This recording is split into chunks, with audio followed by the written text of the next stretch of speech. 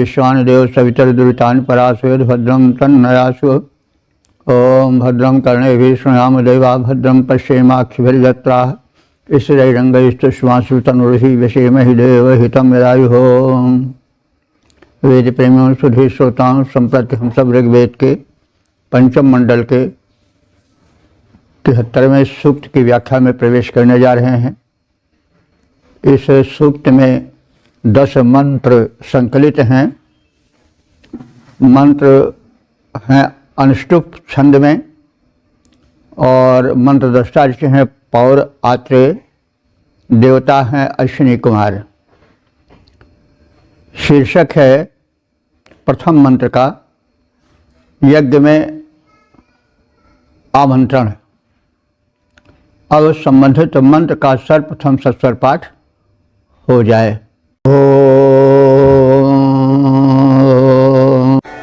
यदद्यस्थः परापति यदर्भावत्यश्विना यद्वा पुरोपुरभुजा यदन्तरिक्ष आगतम्। इस प्रथम मंत्र में अश्विनी कुमारों से यज्ञ में आने का भाव भरा आमंत्रण है। तो अश्विनी कुमार कौन है, इस विषय में पहले पर्याप्त मात्रा में कहा जा चुका है, फिर भी संक्षिप्त में जान लें। अश्विनी कुमार ऋग्वेद के महत्वपूर्ण देवों में हैं।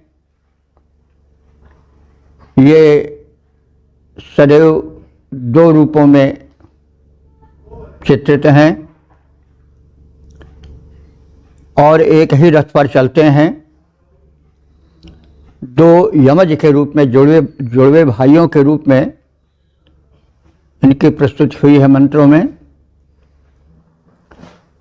और ये ऋग्वेद में 50 से अधिक सूक्तों में स्तुत्य हैं। सूक्तों में इनकी उपासना हुई है, आवाहन हुआ है। तो ये देवमंडल में एक अपना प्रमुख स्थान रखते हैं। ये आरोग्य और पुष्टि प्रदान करने वाले देवता हैं। जैसा हम निवेदन करते आए हैं, इस सृष्टि के संचालन में, प्रबंधन में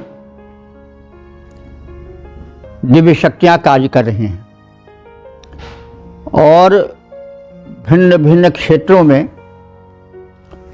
सृष्टि को जो संतुलित रखने का एक क्रम चल रहा है, उससे संबंधित देव शक्तियों की स्थापना मंत्रों में हुई है।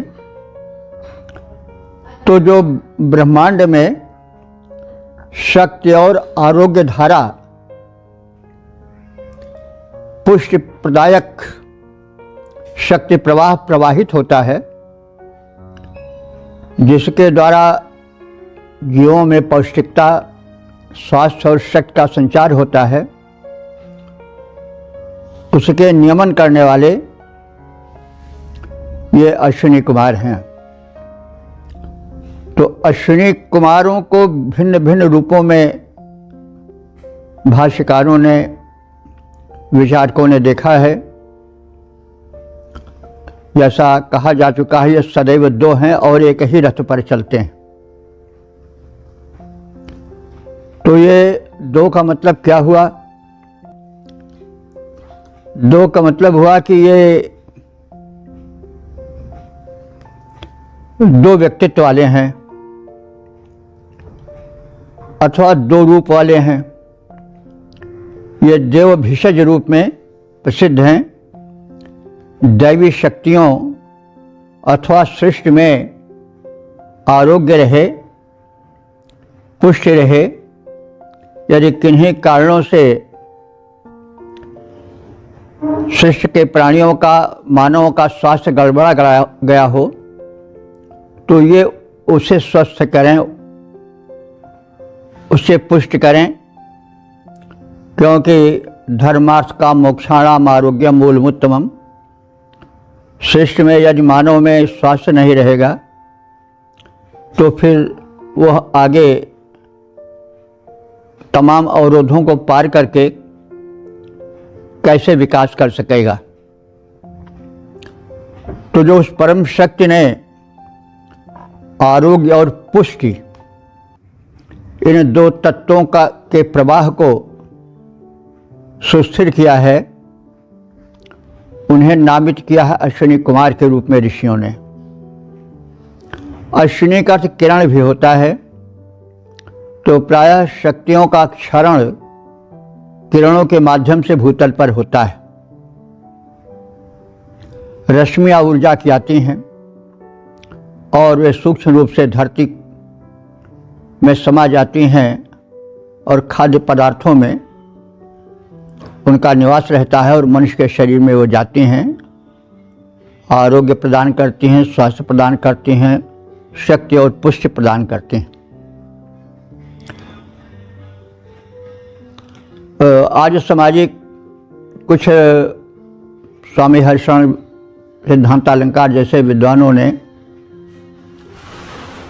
नासिका के जो दो छिद्र हैं,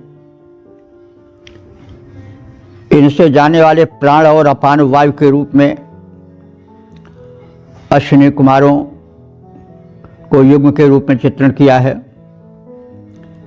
तुलसीदास जी ने भी इसे मानस में कहा है, जासु घ्राण अश्विनी कुमारा। उस परम शक्ति के जो घ्राण माने नासिका हैं, वे अश्विनी कुमार हैं। नासिका में दो छिद्र होते हैं, अश्विनी कुमार भी दो रहते हैं। अश्विनी कुमार दोनों एक ही रथ पर चलते हैं, तो एक ही शरीर रूपी रथ में इन दो छिद्रों का भी नासिका के रहता है प्रबंधन। तो इसे चंद्र स्वर और सूर्य स्वर भी कहा जाता है।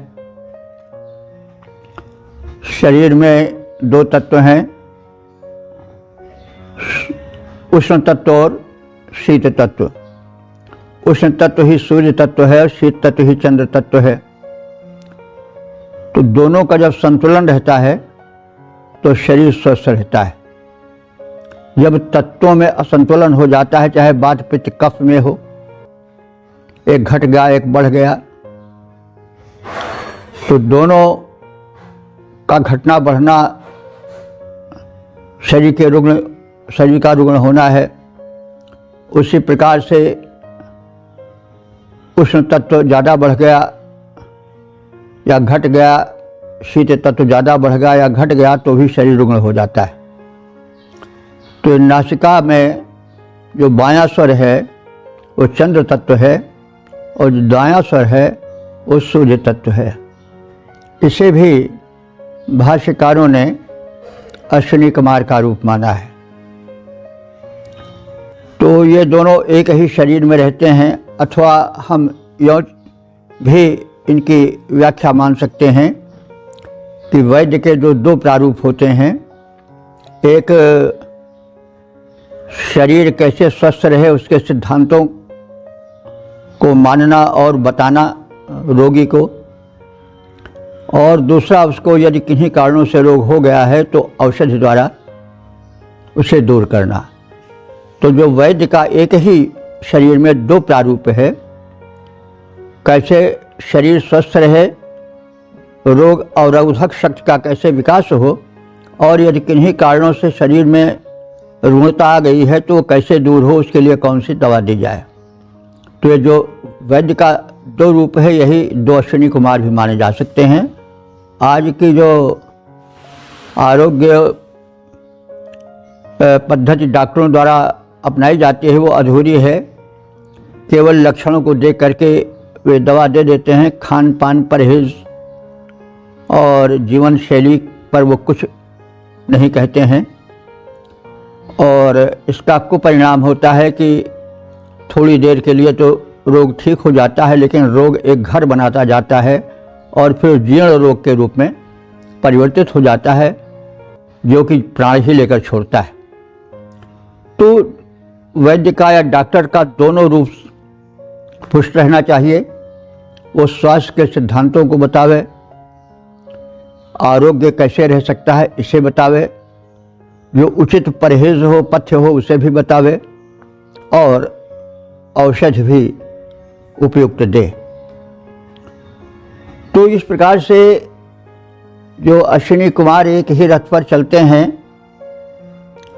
जिनका दो रूप है, उसके विषय में संक्षेप में हमें जान लेना चाहिए। तो आरोग्य बड़ी प्रमुख चीज़ है, क्योंकि धर्म अर्थ काम मोक्षाणाम आरोग्य मूल उत्तमम। शरीर जब स्वस्थ रहता है तभी सब कुछ हो सकता है। निर्बल शरीर वाला अपने ही लिए भार बन जाता है, घर वालों के लिए भार बन जाता है, फिर वो और कार्य क्या करेगा। तो इस स्थिति में अश्विनी कुमारों का स्मरण, उनके स्तुति करना परम आवश्यक है, क्योंकि हम जिसकी स्तुति करते हैं उसका गुण कथन करते हैं, और गुण कथन से शरीर में सूक्ष्म रूप से संबंधित देव के गुणों का समाहार हो जाता, प्रवेश होने लग जाता है। तो स्तुति का यही महत्व है, उसी को उपासना कहते हैं, समीप बैठना। हम जब ध्यान में, चिंतन में, प्रार्थना में किसी देव पर अपना ध्यान केंद्रित करते हैं तो हम उसके पास बैठ जाते हैं, और उसके गुणों का, उसकी कृपा का संक्रमण हमारे शरीर में होने लगता है। तो इस आशय को ध्यान में रख करके हम मंत्रों की व्याख्या में प्रवेश करें। मंत्र में अश्विनी कुमारों की प्रशंसा है, गुण कथन है, और यज्ञ में आने का आग्रह है। जीवन एक यज्ञ है, हम शुभ कर्म करते हैं वो सब यज्ञ हैं। तो स्वास्थ्य हेतु, निर्वाध जीवन बिताने हेतु अश्विनी कुमारों की परम आवश्यकता है, उन्हें यज्ञों में बुलाना आवश्यक है। पूर्वभुजा अश्विना, पूर्व कहते हैं व्यापक, और भुजा माने भोज्य पदार्थ पाने वाले, अश्विना माने दोनों अश्विनी कुमारों। मतलब तुम महान हो, इसलिए लोगों द्वारा बुलाए जाते हो। त्रिलोक में आरोग्य पाने के संदर्भ में तुम्हारा बुलावा रहता है, और वहाँ तुम पर्याप्त पूजा पाते हो, इसलिए कहा गया है पूर्वभुजा, माने पर्याप्त रूप से। पूर्व माने व्यापक, बहुत अधिक मात्रा में भोज्य पदार्थ पाने वाले, हव्यादि प्रदान किए जाने वाले। हे अश्विना, हे अश्विनी कुमारों, इसका मतलब हुआ कि अश्विनी कुमार बहुत पूज्य हैं, तभी उनको व्यापक रूप से जो है वो भोज्य पदार्थ दिए जाते हैं। अद्य माने आज, संप्रति, यत् परावति अस्ति, तुम हमारे यज्ञ में आओ। चाहे परावति माने बहुत दूर, अस्थ माने टिके हो, यानी बहुत दूर दिलोक में चाहे तुम हो। यत अर्वावती, अर्वावती माने निकट, अथवा निकट हमारे इसी भूतल में कहीं हो, अथवा अंतरिक्षे, अंतरिक्ष लोक में हो, जो भूलोक और द्विलोक के मध्य में है। तो जहाँ कहीं भी तीनों लोकों में हो, तो पूर्व माने बहुतों के साथ हो, अथवा एकाकी हो, अकेले हो। आगतम, हे अश्विनी कुमारों, तुम दोनों हमारे इस यज्ञ के आवाहन में, यज्ञ के इस उपक्रम में उसे सुनकर, समझकर, प्रार्थित होकर अवश्य आओ। तो अनेक स्थानों में, यज्ञों में पर्याप्त भोज्य पदार्थ पाने वाले अश्विनी कुमारों, तुम दूरस्थ द्युलोक में हो या निकट कहीं भूलोक में हो अथवा अंतरिक्ष लोक में हो, चाहे अकेले हो चाहे बहुतों के साथ हो, हमारे आवाहन पर आज हमारे यज्ञ में अवश्य पधारो। तो इस प्रकार से अश्विनी कुमारों का आग्रहपूर्वक आवाहन है। तो पूज्य हो चारों ही ओर प्रसार, तुम्हारा है अश्विनी कुमारो। पूज्य हो चारों ही ओर प्रसार, तुम्हारा है अश्विनी कुमारो। और स्वागत यज्ञों में चारों ही ओर, बुलावा है देव सर्वत्र तिहारो। दूर द्युलोक में संप्रति हो भले, किंतु हमारी भी ओर निहारो। और कहीं भी रुको न, और कहीं भी रुको नहीं देव, सुयज्ञ में शीघ्र ही मेरे पधारो। ओम। वेद प्रेमियों सुधीर श्रोताओं, संप्रति हम सब ऋग्वेद के पंचम मंडल के 73वें सूक्त के दूसरे मंत्र की व्याख्या में प्रवेश करने जा रहे हैं। मंत्र दृष्टा पौर आत्रेय, छंद अनुष्टुप, देवता अश्विनी कुमार हैं। शीर्षक है हव्य ग्रहणार्थ आमंत्रण। अब संबंधित मंत्र का सर्वप्रथम सस्वर पाठ हो जाए। इहत्या परभोतमा परोदंसांसि बिभ्रता, वरस्याजाम्यध्रगो हुमेतु विष्टमा भुजे। इस दूसरे मंत्र में आहुति ग्रहणार्थ अश्विनी कुमारों का आमंत्रण है। भक्त अथवा यजमान कह रहा है कि हे अश्विनी कुमारों, हुए मैं तुम्हें आवाहित करता हूँ। किस लिए? भुजे माने यज्ञ में आहुति ग्रहण करने के लिए, यज्ञ भाग पाने के लिए। और तुम कैसे हो, तुम्हारी महत्ता क्या है, इसे मैं जानता हूँ। तुम इह माने इस संसार में पूर्वभूत माँ अनेक भक्तों से तुम्हारा संबंध है। और तुम कैसे हो? पूर्व दंशांश विभ्रता, पूर्व माने अनेक, दंशसा माने मनोहर, विभ्रता माने रूपों को धारण करने वाले हो। वरस्याह माने सर्वश्रेष्ठ हो। अधिगृह अप्रतिहत गति वाले हो। अप्रतिहत गति का मतलब हुआ जिनके गति को, जिनके आगम को कोई रोक नहीं सकता है। तो तुम ऐसे हो। अधिगृह हो माने तुम दोनों अप्रतिहत गति वाले हो। और कैसे हो? तुविस्तमा उत्कृष्ट बलि हो।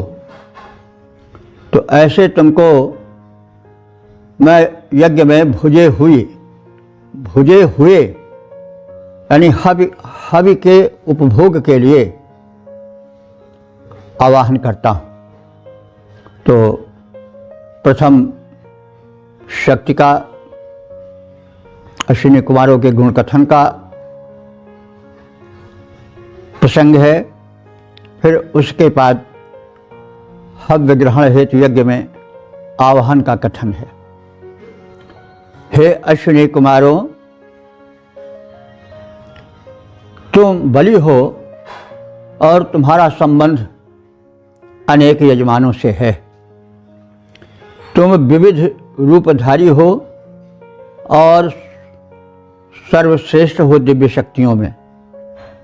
तुम अप्रतिहत माने बिना रोकी जा सकने वाली, यानी तुम्हारी गति को कोई प्रतिहत नहीं कर सकता, इसलिए तुम अप्रतिहत गति वाले हो। उत्कृष्ट बलि हो। तुम्हें हम सब हव्य ग्रहण के प्रयोजन से इस यज्ञ में बुलाते हैं। इन अश्विनियों से संबंधित हैं अनेक यजमान, विविध रूप धारण करते हैं ये महान बलवान। इनकी गति अप्रतिहत जग में है ये अत्यंत महान। इन्हें बुलाते हैं हम सादर, करें ग्रहण हव्यान्न। ओम। वेद प्रेमियों, सुधी श्रोताओं, संप्रति हम सब ऋग्वेद के पंचम मंडल के 73वें सूक्त के तीसरे मंत्र की व्याख्या में प्रवेश करने जा रहे हैं। मंत्र दृष्टा पौर आत्रेय, छंद अनुष्टुप और देवता अश्विनी कुमार हैं। शीर्षक है अश्विनी कुमारों के रथ चक्र। अब संबंधित मंत्र का सर्वप्रथम सस्वर पाठ हो जाए। ईर्माण्यद्वपुषे वपुश्चक्रं रथस्य जयमथः पर्यञ्जानाहुषा जुगाबन्धारजांसि दीजथः। इस तीसरे मंत्र में अश्विनी कुमारों के विराटत्व का दर्शन किया गया है। वो सामान्य देवत्व से हट करके काल चक्र के नियंता रूप में चित्रित हैं। उनके रथ के चक्र का एक अंश अथवा उनके रथ का एक चक्र तो सूर्य रूप में आकाश में विद्यमान है। उससे जो है वो ऋतु परिवर्तन होता है। सूर्य ही ऋतु के आने का और जाने का कारण है। यह सर्वविदित वैज्ञानिक तथ्य है। तो अश्विनी कुमार के रथ चक्रों में से उनके रथ का एक चक्र सूर्य रूप में अंतरिक्ष में विद्यमान है, जो कि ऋतु परिवर्तन का कारण है। और दूसरा जो है चक्र वो मानवीय लोकों में विद्यमान है और वो मानवीय युगों का निर्माण करता है। यानी दिन रात होती है, दिन हुआ रात हुई, दिन बना, फिर दिन से सप्ताह बना, फिर सप्ताह से मास बना, फिर मास से वर्ष बना, वर्ष से फिर कल्प बना, कल्प से महाकल्प, और सब क्या जो समय की गति है वो चलती रहती है। तो ये सब इन अश्विनी कुमारों के रथ चक्र से जोड़ा गया है। तो रथ से अन्यत इन अश्विनी कुमारों का जो रथ है उसका एक चक्र तो वपुः यानी अपने शरीर से, अपने स्वरूप से, ये मथुः सूर्य रूप में द्विलोक में स्थिर है और अपनी गति द्वारा अपना कृत्य संपन्न करता है, ऋतु परिवर्तन आदि करता है। तो एमथु माने हे अश्विनी कुमारों, तुम अपने रथ चक्र का एक भाग यानी एक चक्र तो सूर्य रूप में द्विलोक में स्थिर किए हो, जिसके द्वारा ऋतु परिवर्तन होता है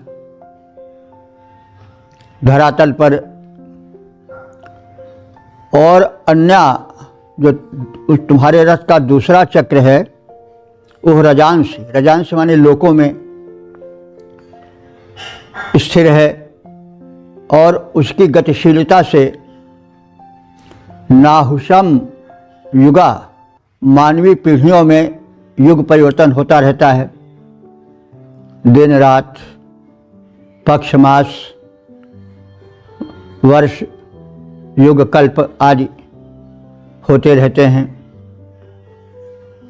और मन्हा अपनी महिमा से तुम पर यथा इस रथ चक्र को चलाते हो। तो अब यहाँ पर अश्विनी कुमारों में एक उत्कट या उच्च कोटि के देवत्व का दर्शन किया गया है, जिनका शीर्ष संचालन में महत्वपूर्ण योग है। सूर्य रूप में वे ऋतु परिवर्तन कराते हैं, यानी ग्रीष्म, वर्षा और शीत ऋतु का आगमन होता है उसके कारण से। और एक रथ पृथ्वी की क्रियाओं को, पृथ्वी के गति को नियंत्रित करता है, जिसके फलस्वरूप युग का निर्माण होता है। युग जो है दिन रात, वही जो है वासर और मास, कल्प, युग आदि हैं। तो इस प्रकार से जो मानसाम युगा माने मानवीय पीढ़ियाँ कल्प आदि के रूप में, मनवंतर आदि रूप में जानी जाती हैं, और यह सब तुम्हारी महिमा से हो रहा है। हे अश्विनी कुमारों, तुम्हारे रथ का एक चक्र सूर्य रूप में गतिशील है। उसकी गति के द्वारा दिलोक से होने वाली गतिविधियों, ऋतु परिवर्तन आदि का चक्र चलता है। और दूसरे तुम्हारे रथ का चक्र जो है वो भूतल पर है और मानवीय युगों का निर्माण करता है। उनकी पीढ़ियों की गणना हेतु काल चक्र के रूप में दिन रात, पक्ष, पाख, महीने, वर्ष, कल्प आदि की गणना होती है। और इस प्रकार से तुम्हारा यह चक्र चलता है और तुम इस सृष्टि में सर्वत्र विचरणशील रहते हो। एक चक्र रथ का तुम दोनों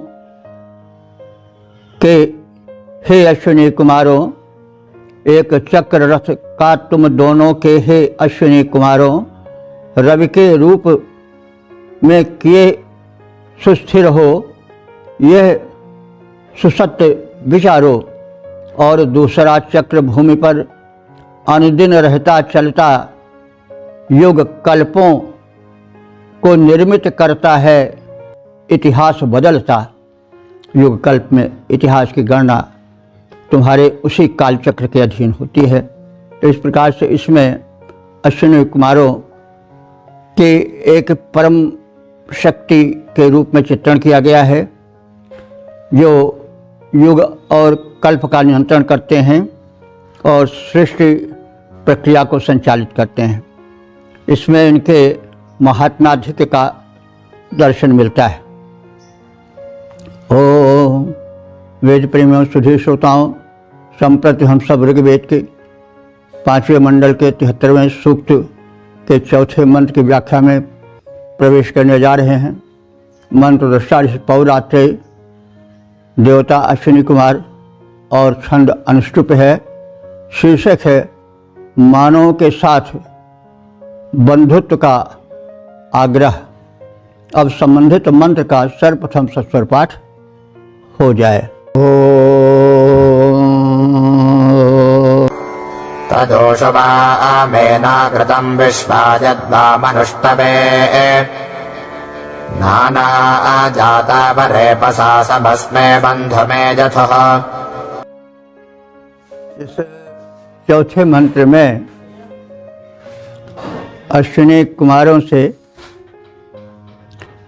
निकटस्थ संबंध जोड़ने की भावना का उद्रेक है।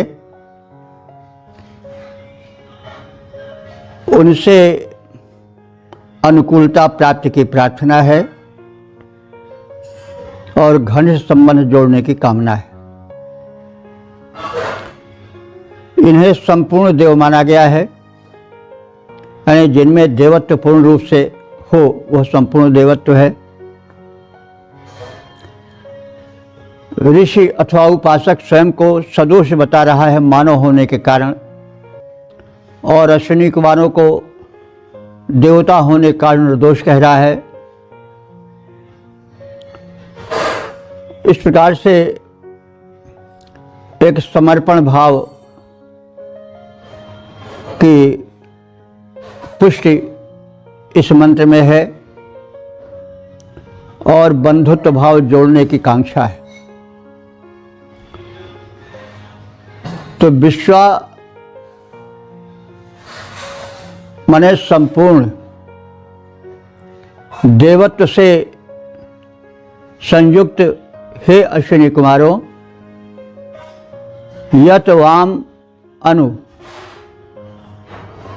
जो तुम दोनों के अनुकूल प्रार्थना का क्रम है, उसे मैं तुम दोनों निर्दोष देवों के लिए सदोष मानव होते हुए भी समर्पित करता हूँ। वाम माने तुम दोनों के लिए, एनाम सुकृतम, भली भांति यह पुण्य समर्पण, पुण्य स्तोत्र तुम्हारी सेवा में समर्पित है। हे देव अरेपसा, तुम तो अरेपस हो माने निर्दोष हो।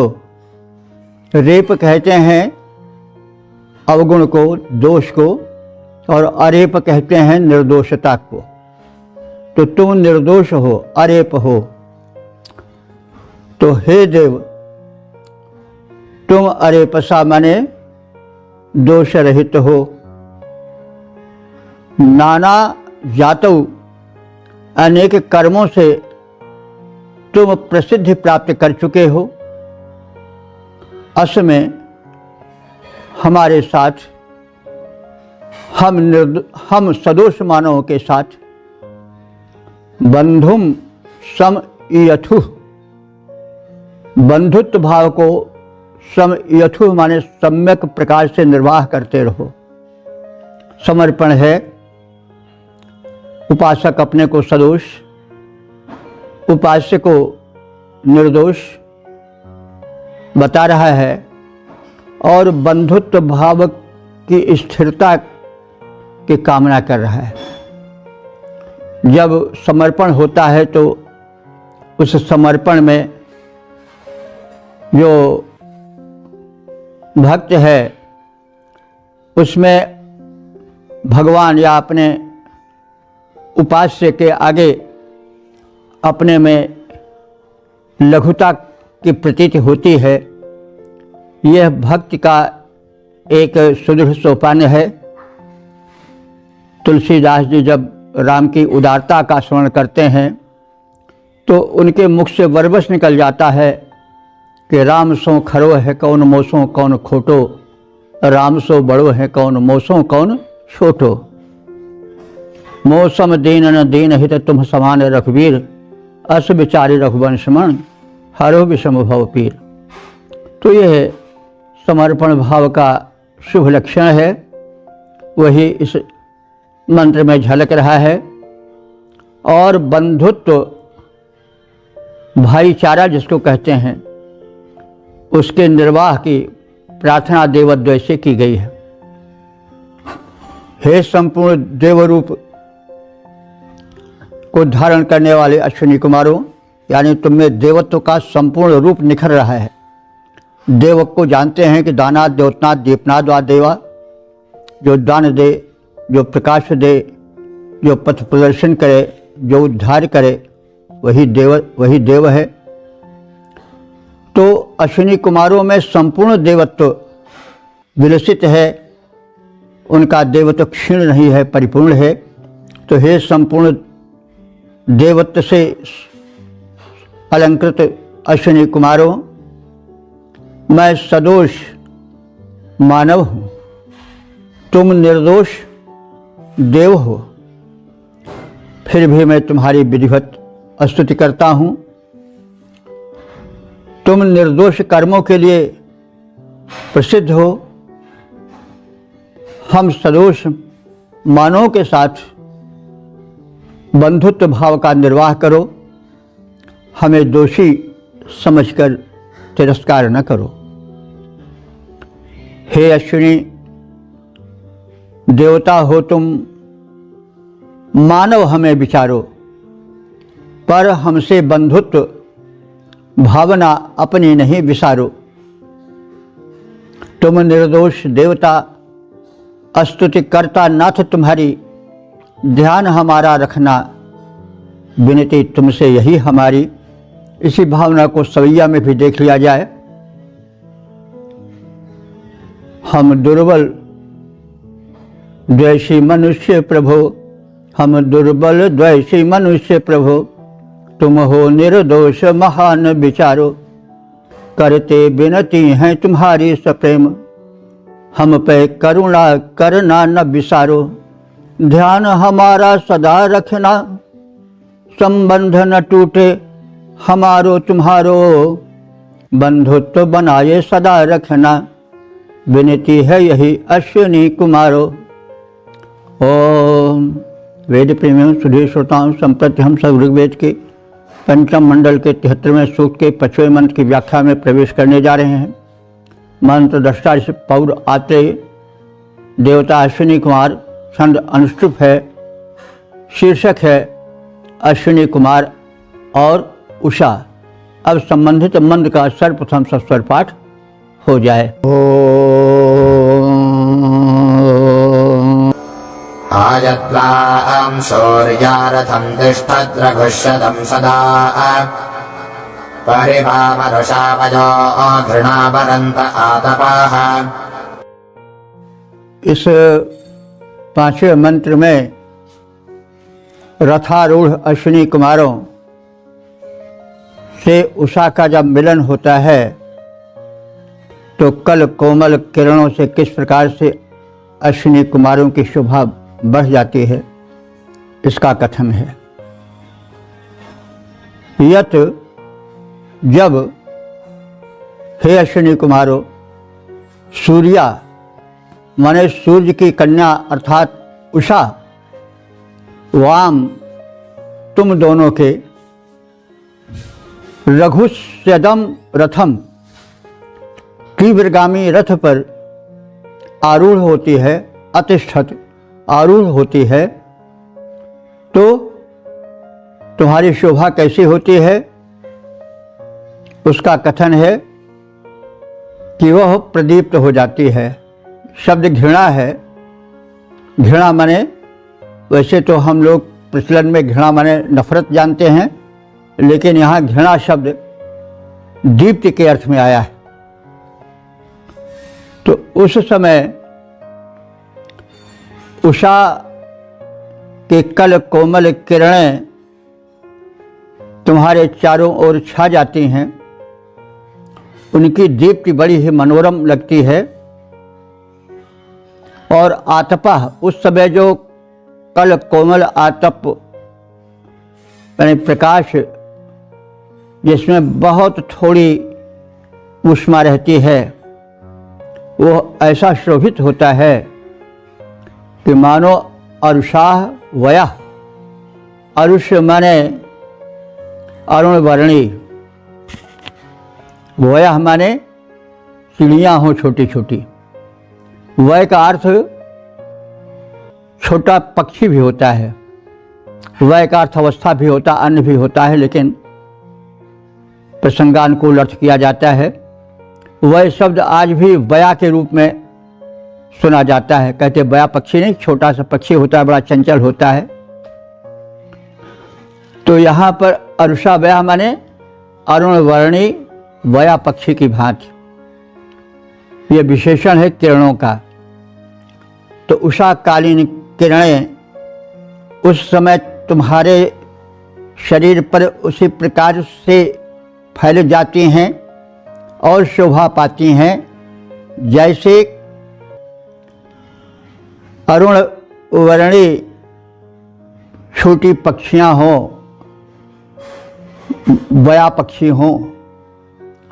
तो इस प्रकार से तुम्हारी शोभा उषा कालीन कल कोमल अरुण वर्णी किरणों से बढ़ जाती है। वाम परिवरंते, और ये सब तुमको घेर लेती हैं, यानी तुम्हारे चारों ओर फैल जाती हैं। हे अश्विनी कुमारों, जब तुम दोनों के रथ पर सूर्यपुत्री उषा आरूढ़ होती है, तब दीप्ति कुछ ऐसी प्रतीत होती है कि मानो छोटी छोटी रंग बिरंगी बया पक्षियां हों जो कि चारों उड़ रही हों। तो यानी सूर्य की अरुणिम कल कोमल किरणें ऐसी प्रतीत होती हैं कि मानो रंग बिरंगी छोटी छोटी बया पक्षी हों और वो चारों ओर से घेर करके उड़ रही हों। तो इसमें काव्यमयता है। प्रभातकालीन उषाकालीन कल कोमल अरुण वर्ण की किरणों को रंग बिरंगी छोटी छोटी चहकती चिड़ियों से करना काव्यमयता को अपने में सजोए हुए है। तो हे अश्विनी कुमारों, जब तुम दोनों के रथ पर सूर्या अर्थात सूर्य की पुत्री उषा आरूढ़ होती है, तब खगवत दीप्त अरुणिम कल कोमल रश्मियाँ तुम्हें चारों ओर से घेर लेती हैं। वे उड़ती हुई रंग बिरंगी पक्षियों की भांति शोभित होती हैं। तुम दोनों के रथ पर आकर उषा बैठ जाती जब अरुणिम दीप्त रश्मियाँ घेरे तुमको छवि पाती तब। ओम वेद प्रेमियों, सुधीर श्रोताओं, संप्रति हम सब ऋग्वेद के पंचम मंडल के 73वें सूक्त के 6ठे मंत्र की व्याख्या में प्रवेश करने जा रहे हैं। मंत्र दृष्टा ऋषि पौर आते, छंद अनुष्टुप, देवता अश्विनी कुमार। शीर्षक है अश्विनी कुमारों की आराधना का फल। अब संबंधित मंत्र का सर्वप्रथम सस्वर पाठ हो जाए। युवारत्रश्चिकेतदिनरा सुम्नेन चेतसा धर्मय्यद्वा अमरे प्रसन्ना सत्यास्नाभरण्यते। इस छठे मंत्र में ऋषि पौर आते, जो कि इस सूक्त के मंत्र दृष्टा ऋषि हैं, वे अपने पिता अत्रि द्वारा अश्विनी कुमारों के आगमन पर की गई साधना के फल का कथन कर रहे हैं।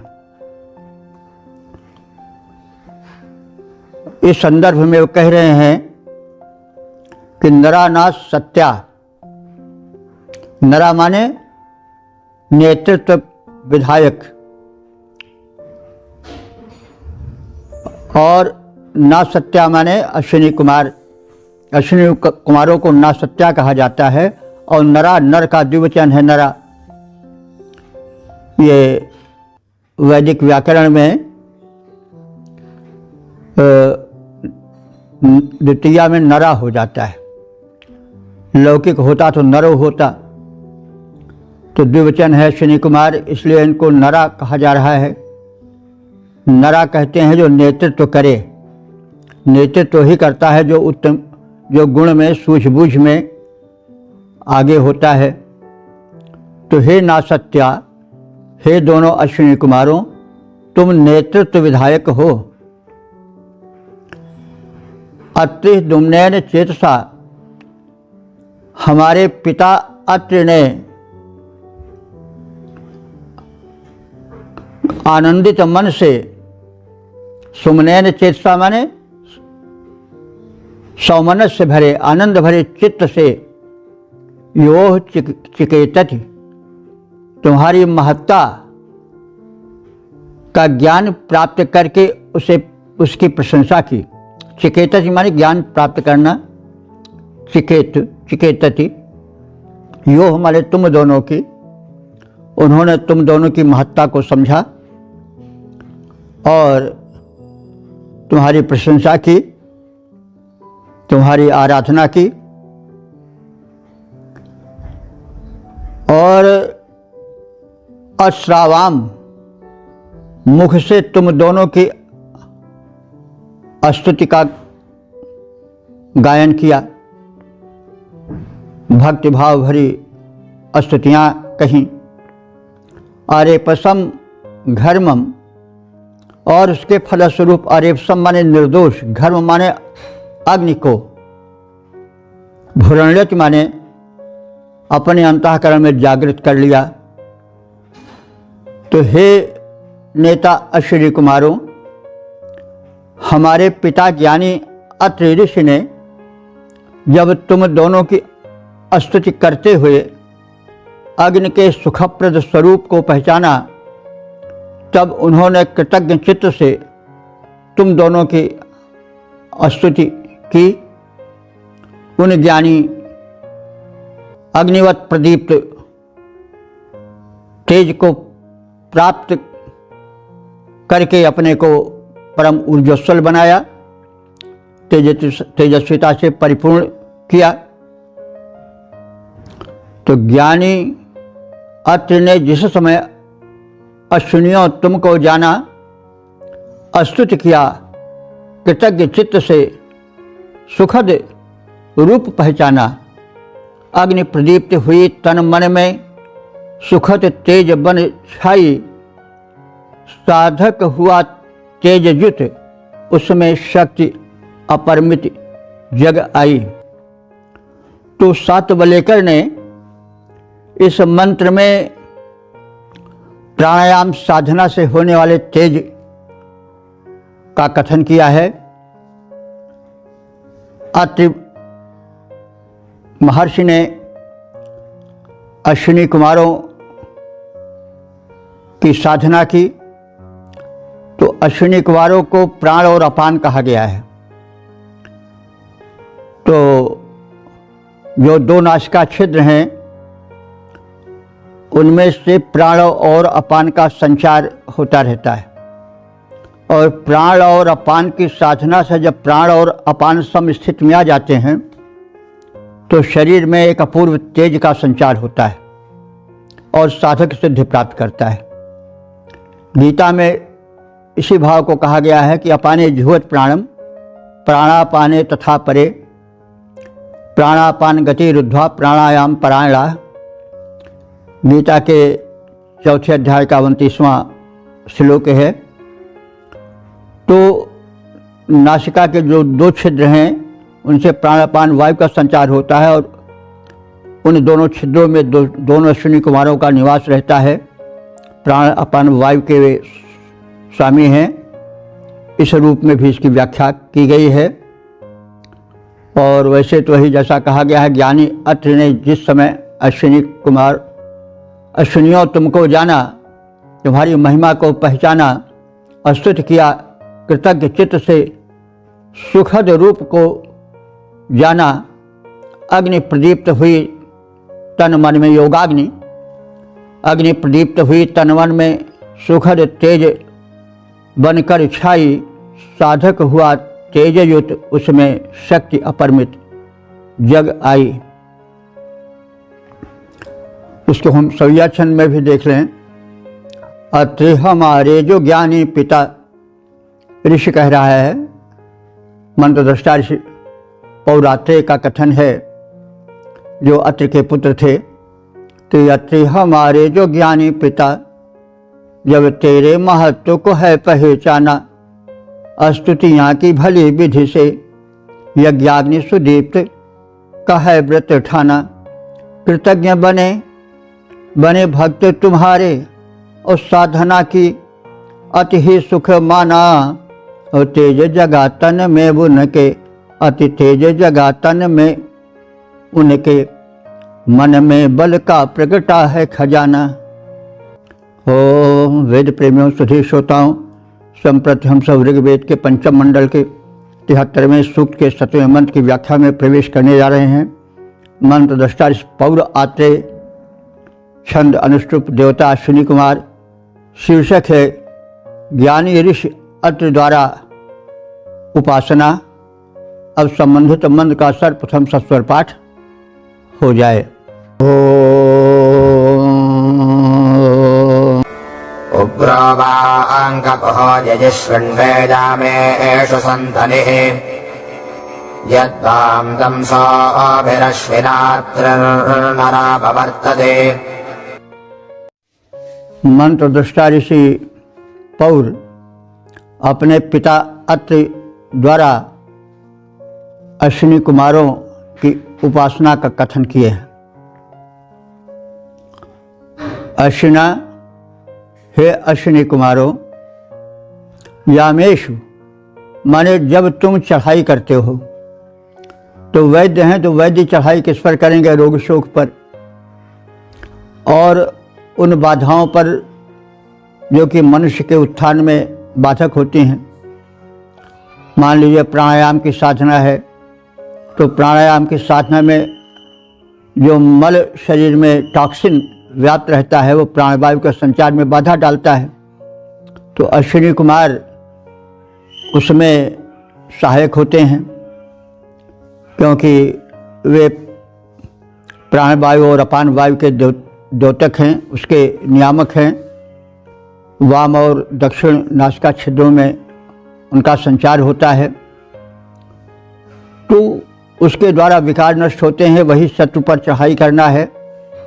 तो हे अश्विनी कुमारों, यामेशु जब विकारों पर या शत्रुओं पर चढ़ाई करने को तुम उद्यत होते हो, वाम माने तुम दोनों के, उग्रह ककुह भीषण उन्नत स्वर को जो तुम्हारे आगमन से उत्पन्न होता है, तुम्हारे रथ के चक्र से उत्पन्न होता है, उसको हमारे पिता अति सुनते हैं और वे अपने साधना में संलग्न हो जाते हैं। वाम दंसो भी तुम दोनों को अपने साधना कर्मों से अवर्ती वे अपनी ओर आकर्षित करते हैं, अपने अनुकूल बनाते हैं और अपने साधना को सिद्धि तक पहुंचाते हैं। हे अश्विनी कुमारों, जब तुम दोनों गमन करते हो, संचरित होते हो, सक्रिय होते हो, तब तुम्हारे सतत गमनशील रथ का शब्द सुनाई देता है। उसे सुनकर हमारे ज्ञानी पिता अत्रि अपने साधना कर्मों में संलग्न हो जाते हैं और तुम दोनों को अपनी ओर आकर्षित करते हैं। प्राणापान को सम करते हैं साधना में। प्राणापानो समम कृत्वा कहा भी गया है। तो यानी हे देववैद्य अश्विनी कुमारों, तुम प्राणापान रूप में भी शरीर में विद्यमान हो। हमारे पिता योग साधक हैं। जब वे साधना का उपक्रम करते हैं और यह समझते हैं कि तुम सम हो गए हो, तुम आ गए हो, तब वे साधना प्रारंभ करते हैं और तुम दोनों को अपनी ओर आकर्षित करते हैं, यानी तुम्हारी कृपा का लाभ उठाते हैं। तो हे अश्विनी कुमारों, जब तुम दोनों गमन करते हो, तब तुम्हारे सतत गमनशील रथ का शब्द सुनाई देता है। तब ज्ञानी अत्रि ऋषि जो कि मेरे पिता हैं, वे अपने साधना में संलग्न हो जाते हैं और तुम दोनों को अपने कल्याण के हेतु आकर्षित करते हैं। हे अश्विनी कुमारों, जब करते हो रण में रण के हेतु प्रयाण, सतत गमन रथ के रव का श्रवण किया करते हैं कान। ज्ञानी अत्र किया करते हैं कर्म साधनाएं, गुणगान आकर्षित करते रहते हैं अपनी ओर तुम्हारा ध्यान। ओम वेद प्रेमियों, सुधीर श्रोताओं, संप्रति हम सब ऋग्वेद के पंचम मंडल के 73वें सूक्त के 8वें मंत्र की व्याख्या में प्रवेश करने जा रहे हैं। मंत्र दृष्टा ऋषि पौर आत्रेय, छंद अनुष्टुप, देवता अश्विनी कुमार। शीर्षक है अश्विनी कुमारों की गमन शक्ति। अब संबंधित मंत्र का सर्वप्रथम सस्वर पाठ हो जाए।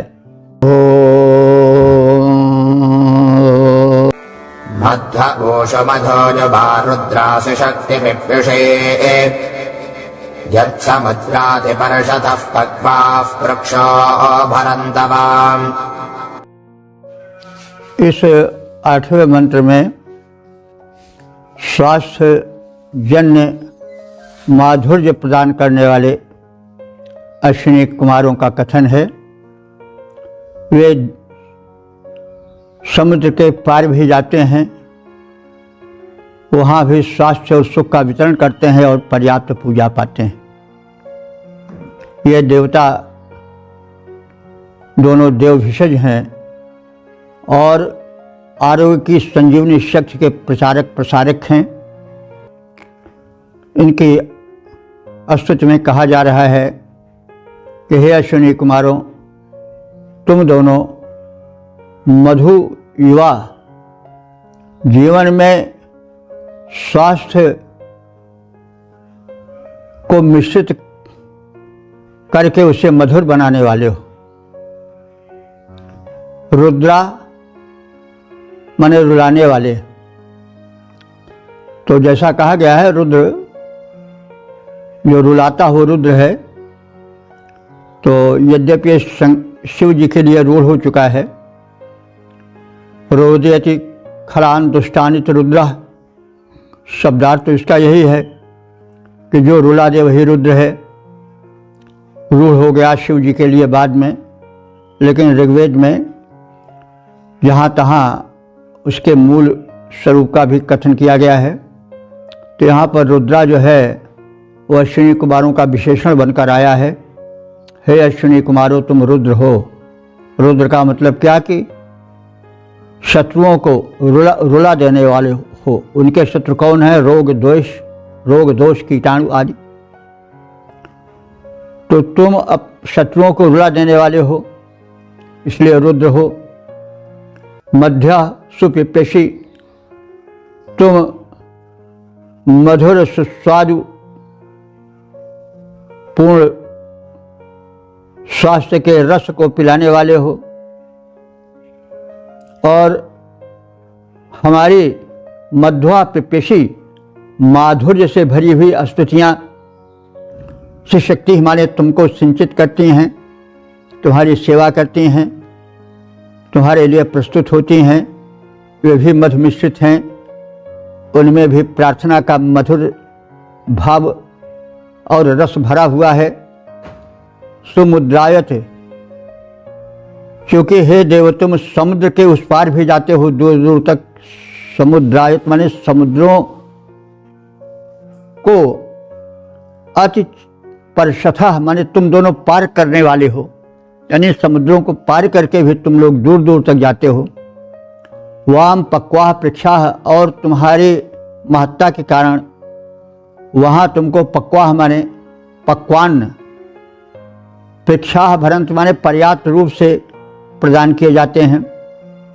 तो हे अश्विनी कुमार, तुम्हारी महत्ता, तुम्हारे महात्म, तुम्हारे गुणों के कारण तुम्हारा बुलावा दूर दूर तक होता है। तुम समुद्र के पार भी जाते हो और वहाँ स्वास्थ्य वितरण करते हो, पूज्य होते हो और वहाँ पकवान पर्याप्त मात्रा में पाते हो। तो ये तो भक्ति भाव है, लेकिन इससे हम विचार करें तो वैदिक युग में समुद्र यात्राएं होती थीं और इस जम्बू द्वीप भारत से इतर भी अन्य द्वीपों में भी लोग जाते थे। ये भी इसकी भी झलक मिलती है। तो हे मधुर स्वास्थ्य रूपी मिश्री का रस प्रदान करने वाले अश्विनी कुमारों, हमारी सुमधुर स्तुतियाँ तुम्हें सिंचित करती हैं, तुम्हें सुख देने वाली हैं। तुम दोनों अपनी गुणवत्ता के कारण समुद्रों के पार भी जाते हो और वहाँ पर तुम्हारा भव्य स्वागत होता है, तुमको पकवान समर्पित किए जाते हैं। हे अश्विनी कुमारों, तुम मधु मिश्रण करने वाले, सिंचित करते रहते तुमको मेरी स्तुति के प्याले। हे अश्विनी कुमारों, तुम मधु मिश्रण करने वाले, सिंचित करते रहते तुमको मेरी स्तुति के प्याले। तुम दोनों सक्षम सागर से पार चले जाते बलवान, तुम दोनों को प्रेम भक्ति वश अर्पित होते हैं पकवान। ओम वेद प्रेमियों, सुधीर श्रोताओं, संप्रति हम सब ऋग्वेद के पंचम मंडल के 73वें सूक्त के 9वें मंत्र की व्याख्या में प्रवेश करने जा रहे हैं। मंत्र दृष्टा पौरात्रे, छंद अनुष्टुप, देवता अश्विनी कुमार। शीर्षक है युद्ध में आवाहन योग्य अश्विनी कुमार। अब संबंधित मंत्र का सर्वप्रथम सस्वर पाठ हो जाए। सत्यमिद्वा ओ अश्विना जुबामा आहुर्मजो भवा त्वाजामन्या बहोतमाजामन्नामृळजत्तमा। इस 9वें मंत्र में अश्विनी कुमारों के उस रूप का वर्णन है जब वे योद्धाओं के साथ युद्धस्थल की ओर प्रयाण करते हैं। इससे प्रतीत होता है कि वैदिक युग में वैद्य लोग सेना के साथ जाते थे। आज भी मेडिकल कोर होता है, पहले भी था, क्योंकि युद्ध में घायल होना साधारण बात है, उसका उपचार होना भी आवश्यक है। तो ऐसे समय में मेडिकल कोर की परम आवश्यकता होती है। तो अश्विनी कुमार उसी रूप में यहाँ पर चित्रित हैं। अश्विना, हे अश्विनी कुमारों, युवाम सत्यम इत, तुम दोनों सचमुच ही मयोभुआः आहुः, मयोभुआः माने सुखदायक, आहुः माने कहे गए हो। यामसः, यामन, यामन माने युद्ध यात्रा के समय, ता माने वे तुम दोनों, याम हुतमा माने युद्धों में बुलाने योग्य हो और बुलाए जाते हो। यामन मृडयतमा, आक्रमण काल में, मृडयतमा माने तुम प्रभूत सुख देने वाले हो। यानी जब घायल होते हैं व्यक्ति तो उस समय वैद्यों की, डॉक्टरों की परम आवश्यकता होती है। तो युद्ध काल में तुम्हारी विशेष उपयोगिता है। हे अश्विनी कुमारों, तुम वास्तव में सुखप्रद हो। युद्ध यात्रा में तुम बुलाने योग्य हो। आक्रमण काल में सहायता कर तुम हम सबको सुख प्रदान करते हो और सुख प्रदान करते रहो। युद्धों में आवाहनीय हो। हे अश्विनी कुमार, महान बने सहायक युद्ध काल में करो हमें आनंद प्रदान।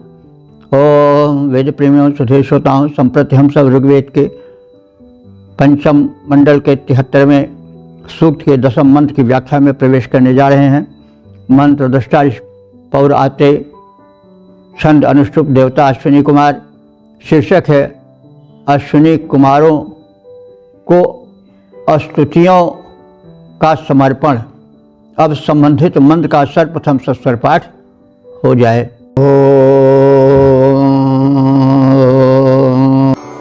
इमा ब्रह्माणिवर्धनाश्वभ्यां सन्तुषन्तमा या दक्षा भरथां इवावोचामबृहन्नमाः।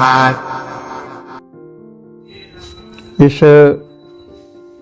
10वें मंत्र में अश्विनी कुमारों की महत्ता को ध्यान में रख के उन्हें महत्वपूर्ण स्तोत्र सुनाने का और प्रार्थना हेतु उनके संग्रह का कथन है।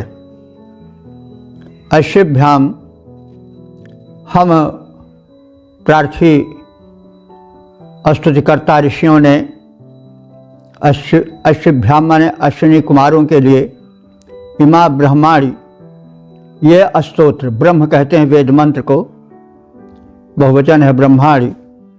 इन वेद मंत्रों को अर्थात स्तोत्रों को शंतमा वर्धना, शांति वर्धन के लिए बनाया है। और ये शम माने शांति या कल्याण या मंगल, ये शांति और मंगल अथवा कल्याण के वर्धक सिद्ध हों।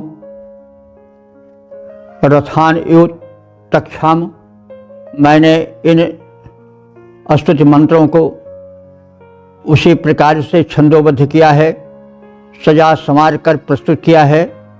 जैसे बढ़ई रथ को बड़े मनोयोग से तत्परता से बनाता है, तो रथान्यु तक्षाम, हमने रथ की भांति इनको छील कर, साज कर, संवार कर प्रस्तुत किया है। जैसे बढ़ई या तक्षक रथ को बड़े मनोयोग से खूब संभाल कर उसे बनाता है, वैसे ही हमने इनको तक्ष माने वही गढ़ना, बनाना, संवारना, वैसे मुझ ऋषि ने इन मंत्रों को विधिवत संवारा है, सजाया है और सुखद और कल्याणप्रद मनोरम बनाया है।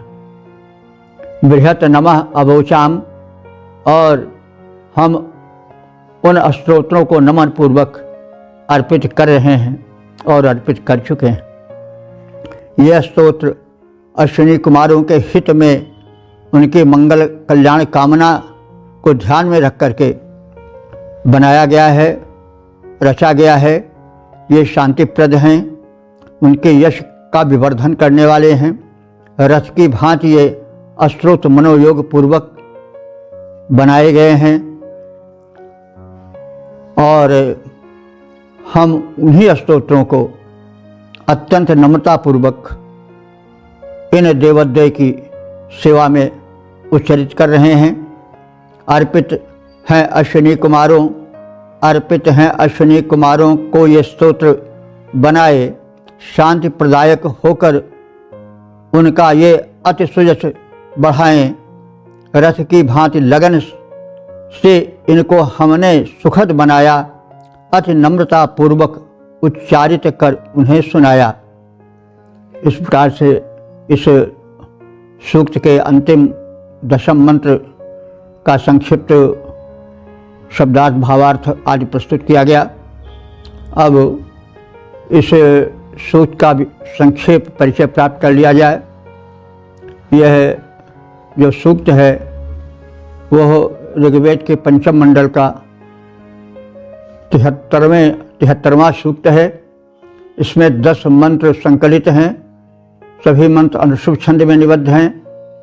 मंत्र दृष्टा ऋषि पौरात्रेय और देवता अश्विनी कुमार हैं। और इन में जिन मंत्रों का संकलन है उनके भाव निम्न प्रकार से हैं। प्रथम मंत्र में यज्ञ में सानुरोध अश्विनी कुमारों का आमंत्रण है, फिर उनसे हव्य ग्रहणार्थ विनम्र प्रार्थना है। अश्विनी कुमारों के रथ चक्र का भी कथन है।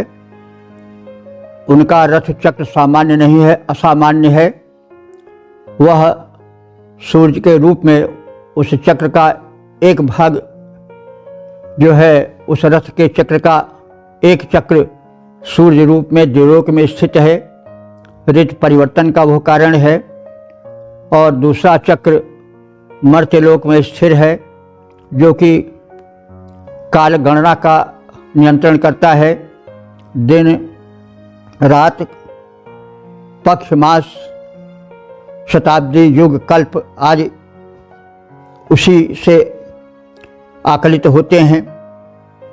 तो ये काल चक्र का भी नियमन करने वाले हैं अश्विनी कुमार, और इनकी महत्ता का कथन एक वैद्य के रूप में तो किया ही गया है, साथ ही साथ ये सृष्टि संचालन के, उसमें आरोग्य धारा को प्रवाहित करने के, पौष्टिकता वितरण करने के भी, उसके नियमन और प्रदान करने के भी ये मुख्य स्रोत हैं।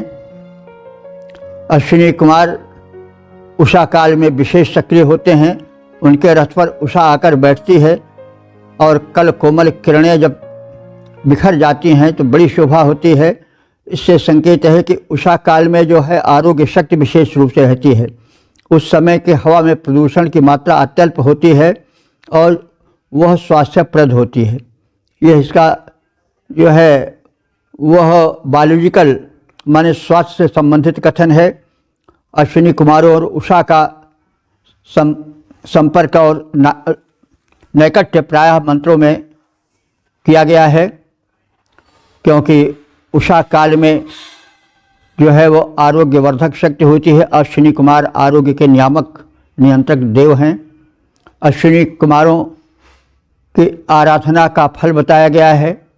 अत्रि जो मंत्रद्रष्टा ऋषि पौर आत्रेय के पिता हैं, उन्होंने अश्विनियों की आराधना करके योग साधना से अपने शरीर को तेजस्वी बनाया है।